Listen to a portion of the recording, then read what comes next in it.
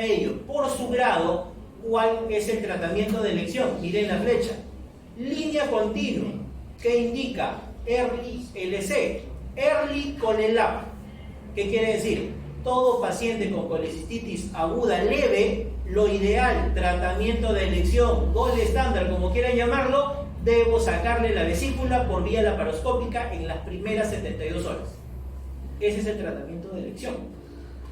Porque yo sacándole la vesícula, en ese momento, el paciente se olvidó de su colecistitis, se olvidó de sus cálculos, se olvidó de su vesícula de por vida. Por eso es lo que la guía dice, es lo que está recomendado. Pero si ustedes ven ese mismo ítem, hay una línea discontinua que está a su lado, que está marcando el término observación. Pregunta, ustedes que ya han ido varias veces al hospital en esta rotación, de repente ya han visto pacientes con colecistitis aguda en manejo por la emergencia. Pregunta, ¿a todos los operan? ¿O cuál es el tratamiento que ustedes han visto en la mayoría de colecistitis agudas que han visto en sus sedes hospitalarias? ¿Qué es lo que hacen en la mayoría?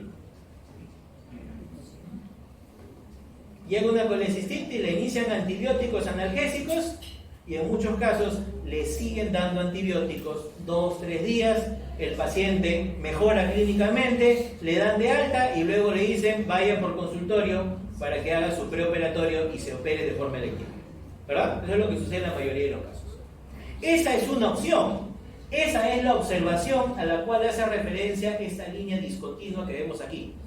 Pero si yo le hago ese tratamiento, que es una buena opción, ¿con eso le estamos resolviendo los problemas al paciente? Obviamente que no. Este es un paciente que en 2-3 meses lo vas a volver a ver y le vas a tener que hacer una cirugía programada electiva. Por eso, cuando se habla de las guías te dicen lo mejor es esto. Que tengas otras alternativas, también las puedes utilizar, ¿no? Por eso, si así es, en algún examen les preguntasen, le dijeran ¿cuál es el tratamiento de elección para una colecistitis aguda leve en sus primeras 72 horas de evolución? Colecistectomía laparoscópica temprana. Esa es la respuesta. Muchas veces, ¿por qué no se hace? Porque a veces no hay laparoscopía en la emergencia, o porque en emergencia hay pacientes que tienen patologías de mayor prioridad. Por ejemplo, están en la guardia y hay una colecistitis aguda y te llega un herido de bala, ¿a quién operan primero? Obviamente al herido de bala. Si hay un paciente con una perforación de víscera hueca, una perforación de una úlcera péptica, una perforación colónica, ¿a quién operan primero? Obviamente el perforado que es la vesícula. Por eso que la vesícula la van relegando, mejora su cuadro clínico, le dicen, respondió bien al manejo médico, alta y que vaya por consulta. Pero lo ideal sería hacerle la colecistitis. Pasamos a la moderada. Y recuerden, la moderada, ¿cuánto tiempo de evolución tenía que tener el paciente? Mayor de 72 horas. Y recuerden que cuando ya tiene mayor de 72 horas, ¿qué le pasa a la vesícula como en el apéndice? Se plastrona. Y ahí lo mejor, ¿qué cosa es? No tocarlo, darle antibióticos, darle analgésicos, antiespasmódicos y ver la evolución. Miremos qué dice acá la figura. Si el paciente ya le dio antibióticos, analgésicos y antiespasmódicos y evoluciona favorablemente, continuamos con ese tratamiento y que se programe meses después por cirugía electiva de manera ambulatoria. Es decir, aquí sí está totalmente indicado manejo conservador, manejo médico de los pacientes con colecistitis moderada. Ya que hay un flash stroke, mejor no tocarlo. Pero vean ustedes, en este mismo grado 2 existe un término que dice cirugía de urgencia. ¿Cuándo está indicada la cirugía de urgencia en un paciente que tiene colecistitis aguda moderada o grado 2? Recuerden la categoría o la clasificación que vimos con respecto a este término de grado 2. Si mi paciente tiene colecistitis enfisematosa, colecistitis gangrenosa, absceso vesicular, absceso perivesicular o perforación de vesícula, esas son indicaciones para operar de emergencia a un paciente que tenga colecistitis aguda moderada. Nuevamente, signo de inflamación local marcada, absceso vesicular, absceso hepático, perforación de vesícula, colecistitis gangrenosa enfisematosa. Esas son indicaciones de cirugía de urgencia en la grado 2. Y ahora veamos la diferencia. En la grado 1, ¿cómo se enfoca el tratamiento quirúrgico? ¿Cómo se le llama? Early Colelab, colecistectomía laparoscópica temprana. ¿Cómo se llama en la grado 2? Cirugía de urgencia, ¿igual o diferente? Diferente. Mientras que en la leve, acá te está diciendo, si lo vas a operar, que sea por laparoscopía. En la grado 2, en la moderada, el término cirugía de urgencia te dice opéralo. El abordaje abierto, laparoscópico, ¿de quién depende? Depende del equipo de guardia.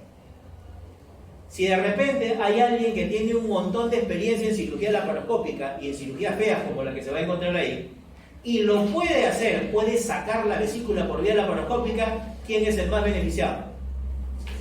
El paciente. Porque va a estar un día más hospitalizado y al segundo día alta a su casa, con cortes chiquitos, ¿no? Pero ¿qué pasa si de repente hay cirujanos que no tienen mucha experiencia en la laparoscopía o que no dominan la laparoscopía? Él te va a decir, yo no me hago problemas, lo corto, cirugía de alta. Y la tercera posibilidad, ¿cuál es? Que inicien haciendo la laparoscopía y que esté tan alterada la anatomía, o de repente comienza a sangrar y lo convierten a cirugía de alta.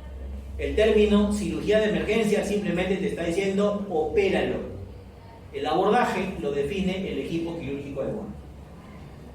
Grado 3 o severa. De igual forma, antibióticos, analgésicos, antiespasmódicos y mejorar el estado general del paciente.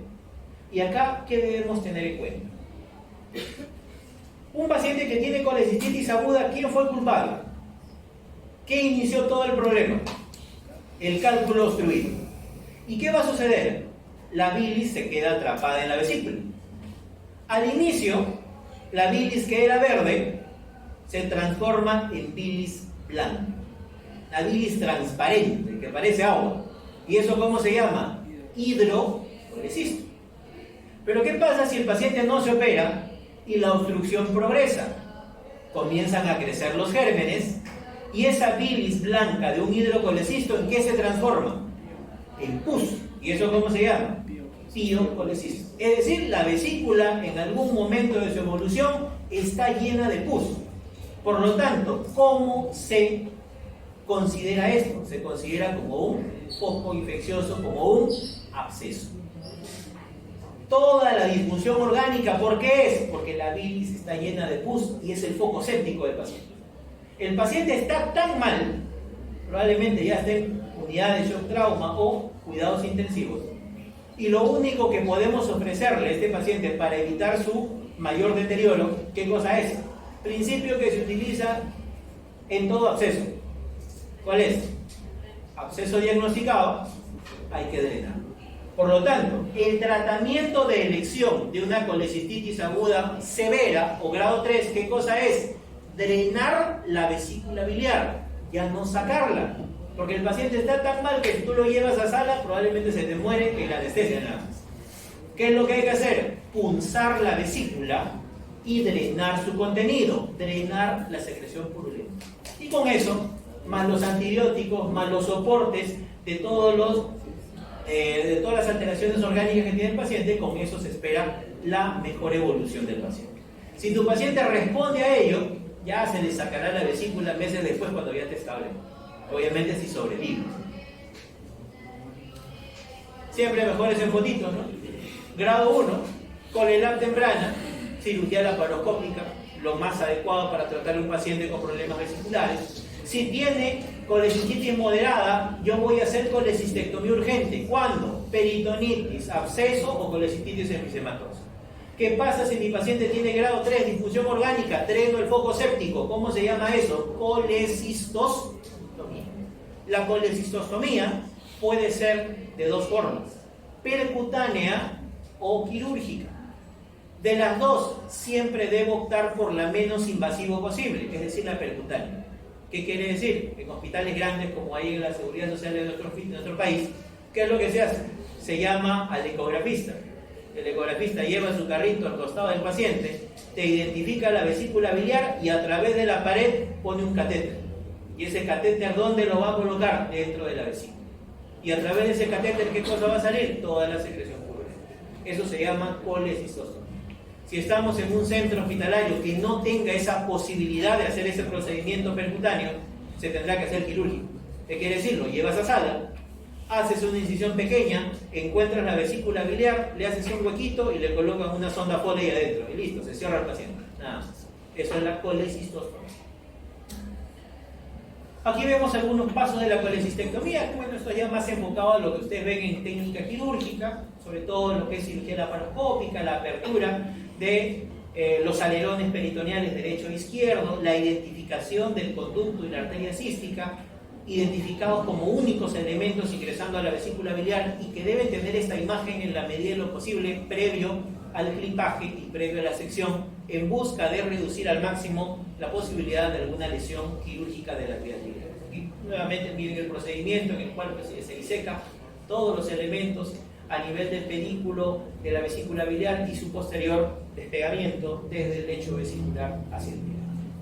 Se puede complicar la colecistitis aguda, cierto, se puede perforar y la bilis que está dentro sale a cavidad, peritonitis biliar, así como se perfora un apéndice también se puede perforar la vesícula.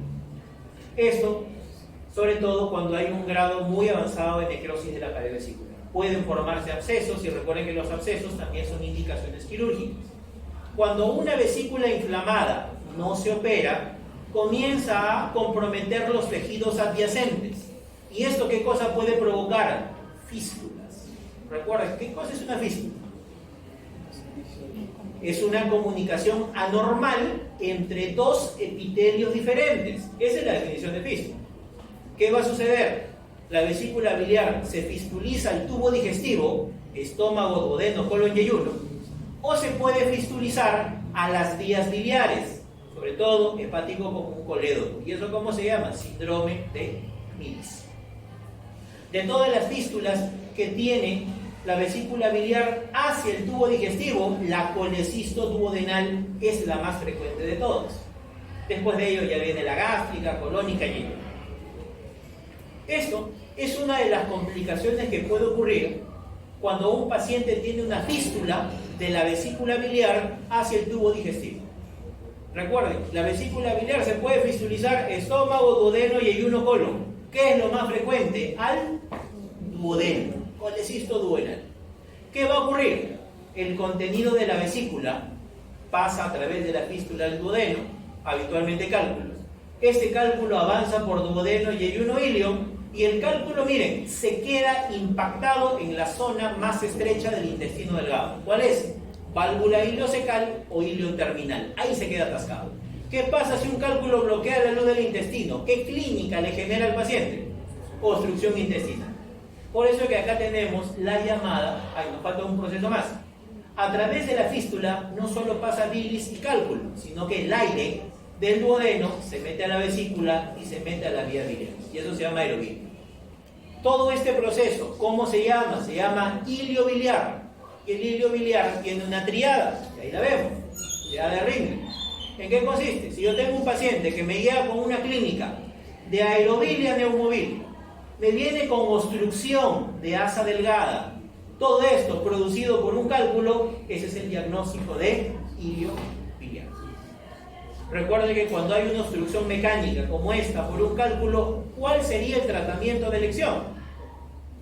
Operar al paciente, abrir el intestino y sacar el cálculo. Por eso, el tratamiento quirúrgico, enterotomía, extracción de cálculo y enterografía es el tratamiento de elección para estos pacientes. Lo habitual es que la vesícula se fistulice al duodeno, pero a veces de forma rara, la vesícula se puede fistulizar al estómago.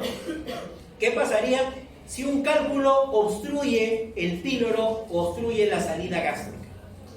El paciente me hace obstrucción, pero obstrucción bien alta. El paciente come y automáticamente vomita. ¿Cómo se llama ese síndrome? Síndrome pilórico, ¿no? ¿Cómo se llama esa patología cuando la vesícula se fistuliza al estómago y lo obstruye? Síndrome de Bowderen. Son diferentes patologías que pueden ocurrir por complicaciones de la patología vesicular. Nuevamente, las fístulas pueden ser fístulas externas, sobre todo postquirúrgicas, fístulas internas hacia las vías biliares o fístulas hacia el tubo digestivo, como las que acabamos de mencionar. Esta es la fistulización o compromiso de la vesícula biliar inflamada hacia las vías biliares hepático común colédoco. Eso se llama síndrome de Mills. Y el síndrome de Mirici se puede clasificar de una manera muy sencilla, catalogándolo si tiene o no tiene fístula, o poniéndolo de acuerdo a grados. Por ejemplo, en el grado 1 no hay fístula. El cálculo comprime el hepático común colédoco y genera una ictericia obstructiva. En el grado 2 sí hay fístula. Fístula de menos del 30% de la luz del colédoco. En el grado 3, fístula de hasta un 60% de la luz del colédoco o de la vía biliar principal. Y en la fístula grado 4, prácticamente la vesícula está unida haciendo cuerpo común con las vías biliares. ¿Qué quiere decir?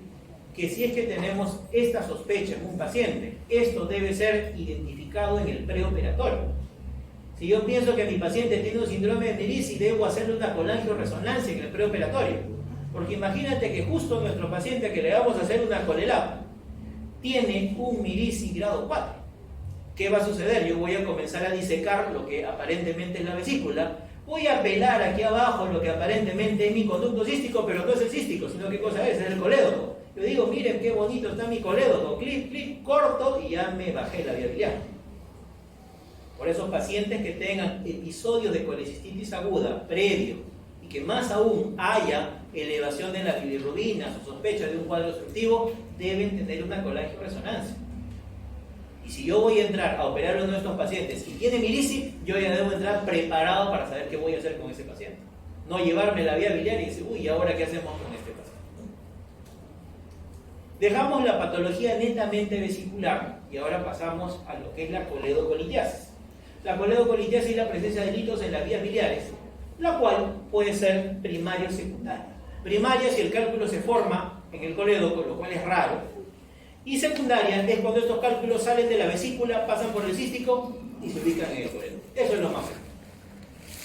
Pueden ser totalmente asintomáticas, pueden estar asociados a la presencia de cólicos vesiculares o cólicos biliares, y si es que estos cálculos obstruyen la luz del colédoco, pueden dar mayor o menor clínica de ictericia obstructiva.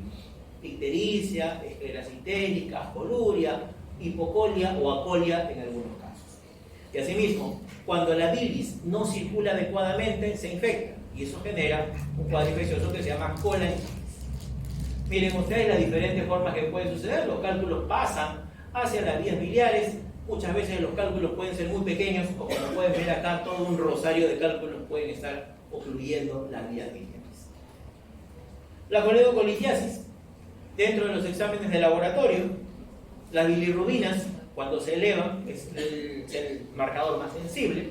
Las transaminasas también pueden elevarse en un paciente que tiene coledocolitiasis. Fosfatasa GGT indican aumento de la presión intraluminal en las vías biliares, por lo tanto, alta sospecha de que esto puede ser coledocolitiasis. En el caso de lo que es el hemograma, si mi paciente, adicionalmente a todo lo anterior, tiene leucocitosis, sospechamos infección de la bilis, y eso es colangitis y requiere un manejo más agresivo. En el caso de las imágenes, el estudio inicial, ecografía. Pero la ecografía no es el estudio de elección, sino que la ecografía me va a indicar como marcador inicial la dilatación de las vías biliares. Y aquí hacemos una pregunta. ¿Cuánto mide el colédoco de forma normal por ecografía? 4 a 5 milímetros. Si yo tengo un paciente que viene con una ecografía, dice cálculos en la vesícula y colédoco en 4 milímetros, yo digo probablemente solo los cálculos estén en la vesícula. Pero ¿qué pasa? Si tenemos un paciente que tiene cálculos en la vesícula y nos viene con un colédoco en 9, 10 de diámetro, yo digo probablemente estos cálculos se han salido y hay sospecha alta de que en el colédoco haya cálculos que deben ser identificados y tratados previo a una cirugía. Posterior a ello, la colangioresonancia sí es el estudio de elección para identificar cualquier tamaño de cálculo. Es el estudio de elección para evaluar la coledocolitiasis. ¿Se puede complicar un paciente que tiene coledocolitiasis? Sí, me hace infección, colangitis, puede obstruir la ampolla de Vater haciendo pancreatitis, puede provocar estenosis biliares y también fístulas y cirrosis biliares. Existen diferentes factores que pueden predecir si un paciente tiene o no coledocolitiasis. Existen factores de baja probabilidad, de moderada probabilidad o de elevada probabilidad, en la cual yo puedo sospechar si el paciente tiene o no riesgo de tener coledocolitiasis. o como también lo hace esta clasificación de endoscopistas, en las cuales dicen hay criterios moderados, criterios fuertes y criterios muy fuertes de que el paciente tenga coledocolitiasis.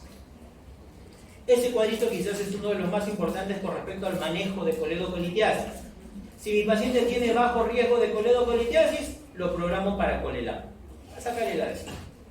¿Qué pasa si mi paciente tiene un riesgo intermedio de coledocolitiasis? ¿Tiene fosfatasa GGT elevado o tiene colédoco dilatado en la ecografía? Yo digo, este paciente tiene riesgo de tener coledocolitiasis, por eso, antes de operarlo, primero voy a confirmar o descartar que lo tenga. ¿Qué le voy a solicitar? Colangioresonancia. Si la colangioresonancia me sale negativa, no tiene cálculos, el paso siguiente es Colelam. Pero ¿qué pasa si la colangioresonancia me dice efectivamente sí hay cálculos? Estos cálculos deben ser tratados. ¿Cuál es el tratamiento de elección de una coledocolitiasis? CEPRE más esfinterotomía. La CEPRE puede tener dos caminos: sacar los cálculos y ser una CEPRE exitosa y posterior a ello Colelam. Pero si la CEPRE no logra sacar los cálculos, mi paciente pasa a cirugía para tratar tanto la litiasis vesicular como la coledocolitiasis. ¿Qué pasa si tengo un paciente con alto riesgo de coledocolitiasis? Paciente amarillo, colédoco dilatado, y en la ecografía se ven todos los cálculos en el colédoco. Este paciente de frente pasa a CEPRE. Y aquí el camino, si es exitosa o fracaso de la CEPRE. Y acá también utilizamos dos términos muy utilizados en el ámbito quirúrgico. Si un paciente ya fue colecistectomizado y me hace clínica de coledocolitiasis, eso se llama coledocolitiasis residual, que se aplica hasta los 2 años de haber sido colecistectomizado. Pero ¿qué pasa si operaron al paciente y después de 10 años me hace recién una clínica de coledocolitiasis?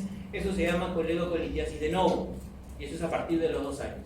La coledocolitiasis residual, ¿qué significa? El paciente en el momento que se operó ya tenía cálculos y nadie se dio cuenta y nadie lo trató. En cambio, si un paciente me hace cálculos después de los 2 años, ¿qué quiere decir? Que esos cálculos se han formado en las vías biliares posterior a la colecistectomía. Una coledocolitiasis residual, prácticamente, ¿qué está diciendo? Paciente mal evaluado en el preoperatorio, no debió operarse. Primero debieron haberle resuelto la coledocolitiasis y después la Colelam.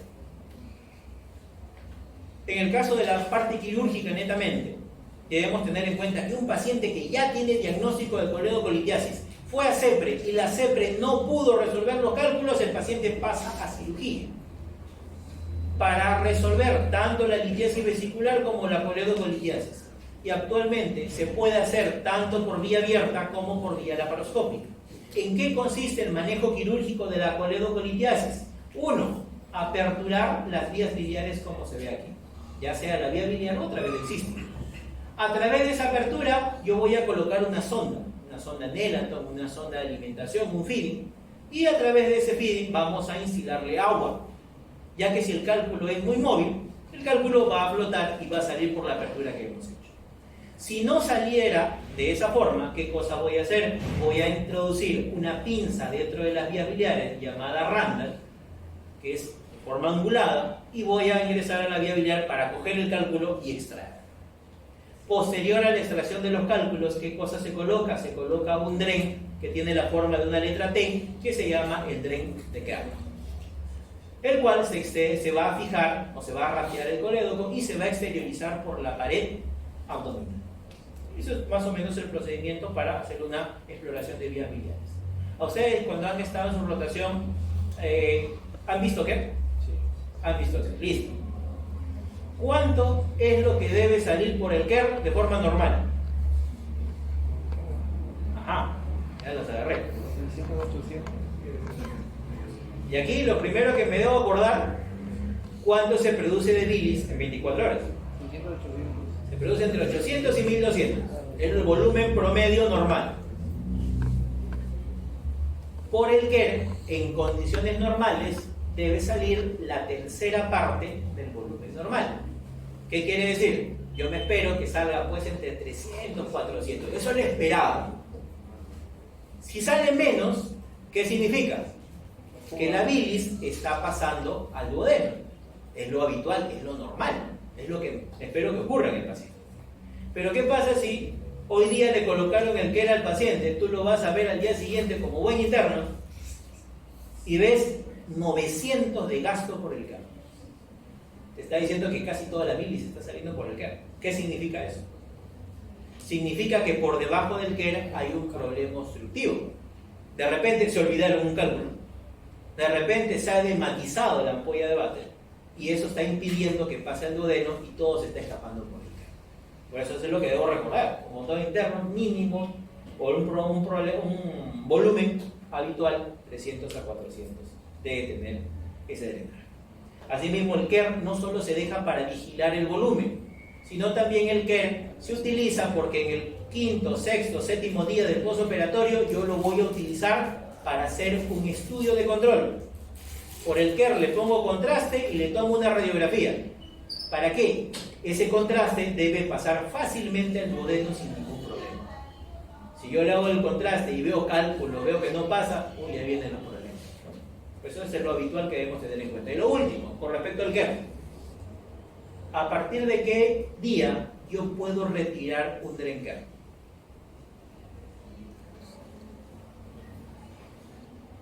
Primero, que el KER está colocado en colédoco. Alrededor de ese KER se va a formar tejido de granulación desde el colédoco hacia la pared abdominal. ¿Qué debo tener en cuenta? El KER solo se puede retirar después de los 14 días, debido a que ya se formó un trayecto fistuloso. Yo jalo el KER después de esa fecha y hay un túnel que protege la caída de bilis y toda esa va a salir por la piel. En cambio, si por algún motivo un KER se sale o lo sacan de forma involuntaria, antes de los 14 días, ¿qué va a suceder? No se formó el trayecto fistuloso y toda la bilis se va a caer a cavidad. Y si eso ocurre, ¿qué va a suceder? Peritonitis biliar, reoperación del paciente.